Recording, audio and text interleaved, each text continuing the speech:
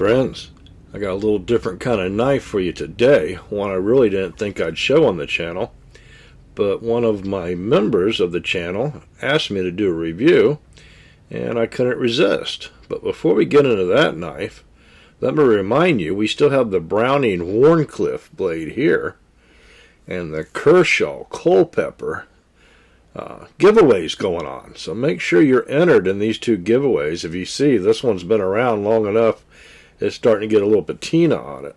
And that Browning's pretty cool.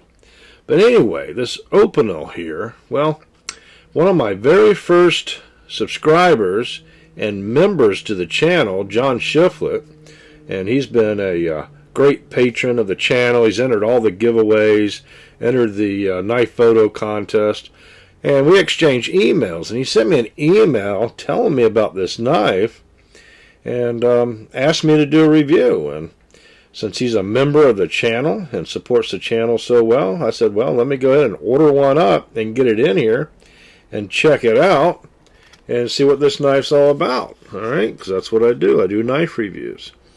All right, so this one here is an Opinel, and is the #8 Carbon 113080. I got this for less than $20 on Amazon, delivered. And let me tell you also that this knife was bought with proceeds from my One Angry Kid premium knife oil and protectant. All the proceeds from my knife oil that you can buy at oneangrykid.com, well, all the proceeds go to buying these knives. And let me tell you, for those members, look up here in the top corner of the thumbnail, see where it says OAK? Well, that stands for One Angry Kid. And if you see that in a thumbnail, that means that there's going to be a giveaway in this video. So, regulars to the channel, that's a little cheat code for you. If you see that little OAK up in the top right-hand corner of the thumbnail, you'll know that there's a giveaway happening in this particular video. All right, and with that said, this knife is going to be given away, and I'll give you a code word later in the video. But right now, let's get up close and personal with the Opinel #8 Carbon Steel 113080 knife. And this one is made in France, as you can see right here. It doesn't have a tang, but it has that collar, and that's what it says on there. And in order to open it, this is the first time I ever opened one, this got this locking collar on here. So you got to spin it to where the grooves line up so you can open that blade. Check that out. Pretty cool, huh? That blade nestles down there in the slot in the wooden handle, and that collar locks it in place. Now we got a little bit of movement here, front and back, but not side to side. But okay, well, this collar's ramped, and if we ramp it up, let me show you what I just found out there. I'm new to this knife. Alright, so that collar's got a ramp right there, so the more you turn it, the tighter it gets on the bottom of the blade there, and that keeps it from moving. So if we crank on it a little bit harder, well, that blade doesn't have any movement at all. Here's the Opinel Carbona on the blade. It's a carbon steel blade, got a nail nick right there, kind of small.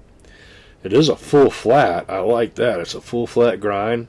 And it's got a decent blade thickness, and it's got a real nice tip. The quality of the grind was very good. I have a hard time getting that tip on camera, but let me tell you, it's very even, and they did a good quality grind for a knife that's under $20. So remember, I got two extra large hands, and this #8 here, well, it's just big enough to fit my hand. I wouldn't want to go any smaller than that. And I like the way the end of the handle's tapered there. It kind of keeps your hand from sliding off. Yeah, so my two extra hard hands, yeah. Couldn't go any smaller than that. I like how I can use this as a little bit of a guide to keep my hand off of the blade. And It's got that groove right there. Now that is a little slick. That is a little slick. Maybe a little grip tape would work good on there. Make it a little easier, and you know, like you put on your Glock grips. Or maybe even sanding it with some 36 grit or something like that. You give it a little bit of a checker texture. Let's see how sharp it is.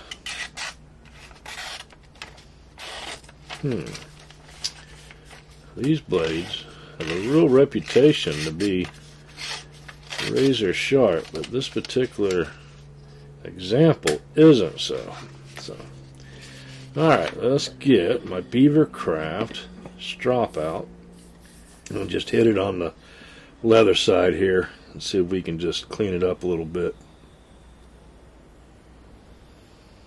Yeah, look at that. Look how it's scratching the leather right there. I don't feel a wire burr, but it sure feels like it's got a wire burr. Look at that. Let's flip this thing over and put it on the compound. Now this is a fairly new strop. I haven't used it but a couple times, so the compound hasn't really worked in real even yet. You're going to see some of the compound get on the blade and some of it kind of roll off onto the little craft board I have there. But what I could have done to speed up the process, I could have took a little heat gun or something like that and warmed it up and kind of melted it in, but I didn't need to. I'll be sharpening plenty of knives on here, and in about 3 or 4 videos you're going to see that thing beautiful. Alright, so now that we, well, let me show you a little bit more of this strop. So this is the Beaver Craft, and I have a bunch of these on my website, oneangrykid.com, and I got a whole shipment of those coming in next week, so check that out. Only, I think I got them on there for $19.99. Pretty good price. And that's a lot sharper. It cuts now, but it's got a very toothy feel to it, surprisingly. But that is a nice slicing blade. I think whoever ends up getting this knife is really going to enjoy it. Alright, so next up, this is a carbon steel blade, so let's go ahead and put some of that oil on there that paid for this knife, and that'll give it a good protection. Not only are we going to put it on the blade, but we're going to put it on that wood handle too, and get it coated down real good. Like I say, usually I just take my thumb and work it in there. You could use a brush or a cloth or, you know, whatever you want, but I like to just work it in with my thumb, get it in everywhere, and then I come by with a microfiber cloth here at the end and wipe it all dry. I'm going to get a little bit more on this collar here and make sure it's working. That collar's a little stiff. Like I said, it's got no checkering or anything to it, and that's something that they probably from the factory should add. A little bit of a checkering to that ring, or a little piece of grip tape or something, and make it not so slippery. But that is something we can do down the road and make a project out of. Alright, so now I'm just going to wipe all that excess oil off after I gave it a minute or so to soak in. If you wanted, you could just set the knife down and let it soak in overnight. It's not going to hurt anything. And that handle will eventually just get darker. And we'll get some patina on that blade too, because it is carbon steel. But it does have a nice shape to the knife. You know, most pocket knives are flat. This one's round. It's got a lot more contour going in, so it does feel good in the hand. I could see doing some carving or doing a lot of skinning work or something with this knife. The only downside is, you know, if you get junk up inside the groove there, you can't take the knife apart to clean it out. So you'd have to get in there with a pick or something. But I'm just giving you all the different angles because that's what I like to do in my videos, is I like to get what I call up close and personal. These up close photos answers a lot more questions than I could tell you in words. You know, photos worth 1,000,000 words, right? Videos worth 1,000,000,000 words, right? That's where I'd want to put the checker in, right there. Or put a piece of grip tape right below that, right here. If I wasn't giving this away, that's definitely something I would go ahead and do now. And let's go ahead and get that catchphrase out of the way. The catchphrase is going to be, "Thank you, John Shiflett." The catchphrase is, "Thank you, John Shiflett," because he's the one that suggested we check out this knife. If it wasn't for him, it would have not came to the channel. Alright, so let's check out the measurements. 3.5 inch long blade, and it's about 7.5 inches, 7 5/8 overall. The blade depth is right at about 5/8 of an inch, and it's about 1/16. Okay, that's going to be close enough on the thickness of that blade. It's a thin, slicey blade, and I think it's going to do a great job. So let's do a comparison, let's do a weight, and then we'll go outside and check it out in a field test. Wow, look at that, 1.5 ounces. Now let's compare that. The Benchmade, this knife right here, this knife is $180, and the reason it's known is because it's a super lightweight knife, 2.15. They are really proud of that. This Opinel is only 1.5 ounces, right? What's that, 5/8 of an ounce less? Now, it don't have the little one-handed opening. It doesn't have the access lock. But you know what? It's about the same length, and it'll do every bit of work that Benchmade tagged out will do. Now, the handle's a little bit shorter, okay? You can see I got a lot more handle and 2 different positions on the Benchmade. But that Opinel, the blade's just as long, it's just as thin, and it's just as slicey. Alright, it's not a knife comparison without the pair of 2. And you can see, here's the pair of 2. Pair of 2 does not have nowhere near as much belly in that blade. Even though it's the same length, it's got less cutting area because it doesn't have the belly. And 3.52. Pair of 2 is a great knife. It's my favorite knife. But it's a little bit on the heavy side. You can get 2 of these plus a little more in your pocket for the same weight as that pair of 2. Alright, here's a large sod buster. Okay, a slip joint. I think that's going to be a good comparison. Look at that. Alright, that blade length, if you match them up together, the sharpened edge is pretty close.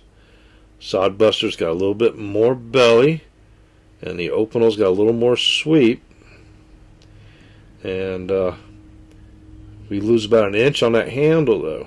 You can see down here where my pinky's at, we're missing about 1 inch of handle material. Here's the Sod Buster Junior, so we can take a look at that. A lot of people have the Junior, not the large, and you can see that Sod Buster Junior is quite a bit shorter. We lose about 1 inch of cutting length on the blade, and about, I don't know, almost 3/4 of an inch on the handle, and we're still 5/8 of an ounce heavier than the Opinel, which comes in at 1.5 ounces. So what a great little blade that is, huh? Pretty neat. Alright, so decided to take it outside, go over to an oak tree, see if I can find me a stick to whittle on, lock this blade in place, and just see how it does here. And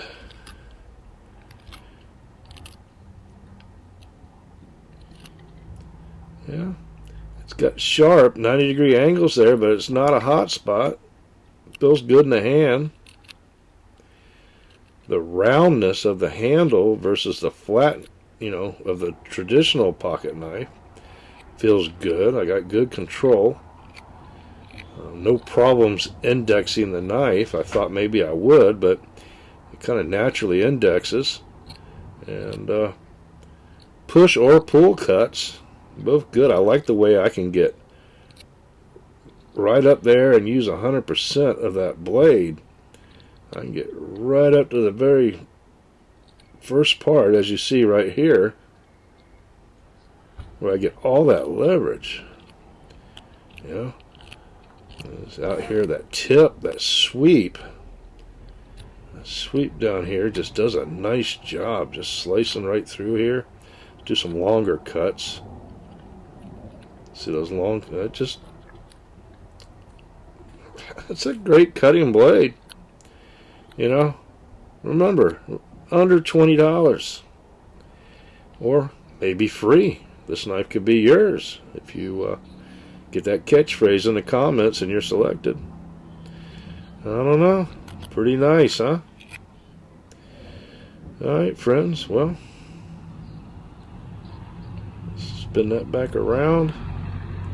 Close it up. And then we can lock it in place with that collar. And now it's tapered at the end, so it'll go in your pocket nice. It's nice and light, so it's not going to weigh down your shorts, make them fall down to your knees.